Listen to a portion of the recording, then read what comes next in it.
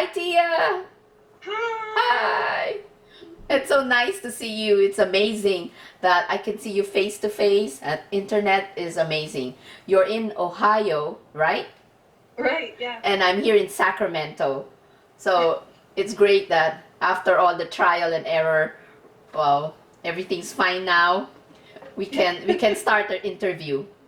But first of all, I'd like to thank you for agreeing to have this interview with me. Oh, yeah. Yeah, it's such an honor, and also I'd like to thank you most of all. I'd like to thank you for choosing Velvet Dust Publishing as a Oh, home for your collection of poetry. I have loved it. You have been so incredible working with Leftover Ribbon, so I'm so excited. And of course, Shloka too, and just helped us a lot in um, She's been incredible. yes, Yeah. she helped us a lot. So thank you, Shlaka. Thank you. Oh, I hope she can be here and we can have the three of us can have an interview. I don't know how to do it. That would be amazing. But of course, wait a minute.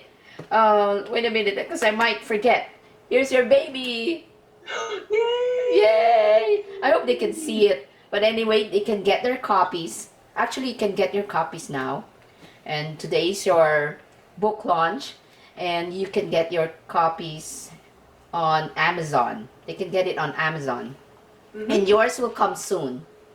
So hopefully it will be any day soon, and you'll be able to hold your baby. I can't wait. I'm sure. Okay, let's start our interview.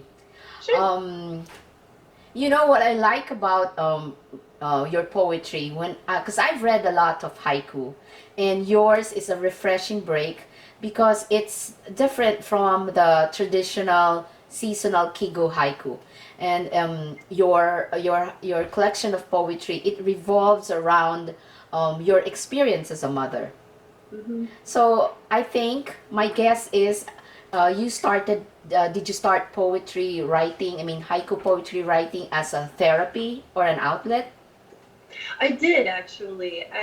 It was after my second daughter was born, and I was really struggling with postpartum depression, which Mm-hmm. I had struggled with as well with my first daughter. And Oh. I was feeling very lost, and I didn't know who I was anymore, and I needed something to have to do more than just being a stay-at-home mom. And I was at the library one day looking at the bulletin just for stuff for the kids, and I Mm-hmm. noticed that there was a haiku group that met on a monthly basis. And I was like, oh, that's kind of interesting. I Uh-huh. didn't really know much about haiku except what I learned in school, which Uh-huh. was The five seven 575. five. Yeah, it's nature based in 575. I was wrong. But I told my husband about it. And I was like, well, I saw this, and he was jumped on it. He was like, please get out of the house, go do something. I was like nervous. I just was so used to being around the kids that I didn't know how to interact with other adults. So I was really scared to go, but I'm really glad I did because I went and I fell in love with everyone and the form. And 2.5 years later, here I am. That's So, great. Yeah. yeah. Yeah, I can relate to that. The first time I discovered haiku too, and it's addictive. I can't stop.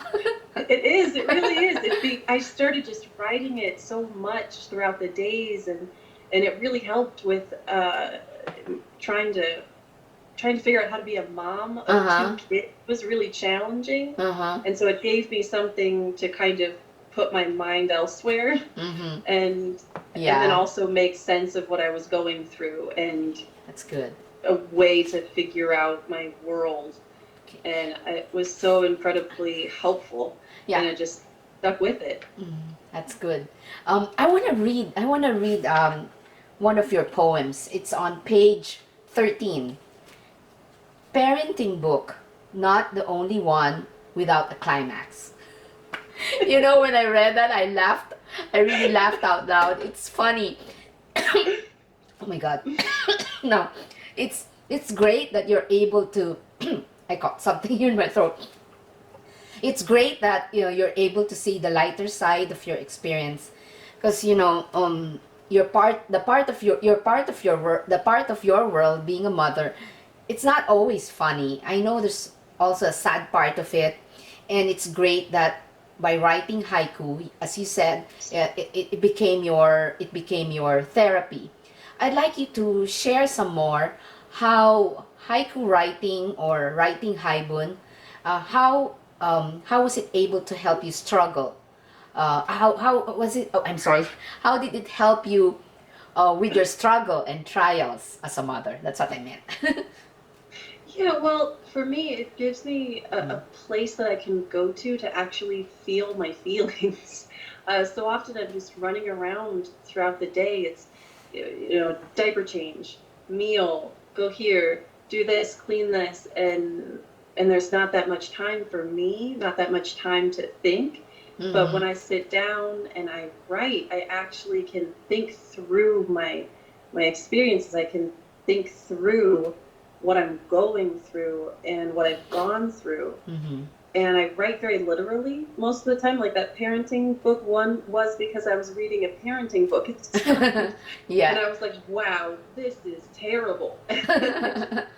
It all kind of comes together a lot of times for me that way. And so then I have this finished product and I read it and I was like, wow, yeah, that actually encapsulates something that's going on in my life. And it's even helpful for me to go back and read it because it's sort of this almost like a journal of my whole life with my kids and my experiences as a mom. And it really helps, I think, for me, the highs and the lows, it keeps me Mm-hmm. a little more consistent having that outlet Yeah. to go to. Um, can you tell us who are the poets that inspired you to write haiku? Yeah, for me, it's really my Ohio haiku uh, family.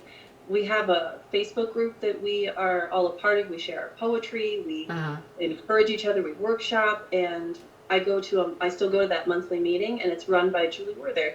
And she is so enthusiastic about haiku. It is hard not to love it when you're around her. Mm-hmm. You're so And lucky to have a haiku group because I haven't found one here. it is amazing to go be in a room full of people who have the Uh-huh. same geeky passion as you. Uh-huh. And it's just wonderful. It is my solace. It's my adult oasis Uh-huh. among my kid life once a month. And Joe McKeon is part of that group, and he just had a book come out called Oars Up, and his work is amazing. And the way he works so concretely with imagery is something Mm-hmm. that I sometimes struggled with because I write very subjectively a lot of times. Mm-hmm. And so his work really inspires me to do something a little different and kind of pushes me Mm-hmm. into writing ways I think I'd like to go to. Mm-hmm. I know that Lori Miner, who runs the Femku Journal, Yeah. her work has inspired me a lot in her honesty as well in what she goes Yeah. through Yeah. and her mental health struggles, which I completely Yeah. relate to, Yeah. You can the relate to feminine it. experience. Like Mm-hmm. there's a lot of freedom there. I feel like she, in her work and her magazine or journal, gives a lot of freedom Freedom. for Yeah. me to To express express yourself. myself. Yeah, and then there's this poem by Johnny Bransky of What is long it? before I came, Uh-huh. long after I leave, blossoming pear. Wow. I like I that. read that and it's I think the first haiku I memorized and maybe the only one I have memorized because it's this timeless perfection for me and it's a very comforting piece because Mm-hmm. it just reminds me that I am maybe not as important as I think I am and that there's more going on in the world. And it's very comforting for me that even after I'm gone, there will still be things happening, like the legacy even of my children will still be going on. Yeah. So I actually, because of that, I have a tattoo Really? of a pear blossom in honor of that haiku. It's my only tattoo. Can It I was my see it? first one. Can you show me? Yeah, here, let me see if I can show it to you. Oh, wow. Yeah, Amazing. I put it on my hand so that I could see it. It's cool. Yeah, cool. I should have one.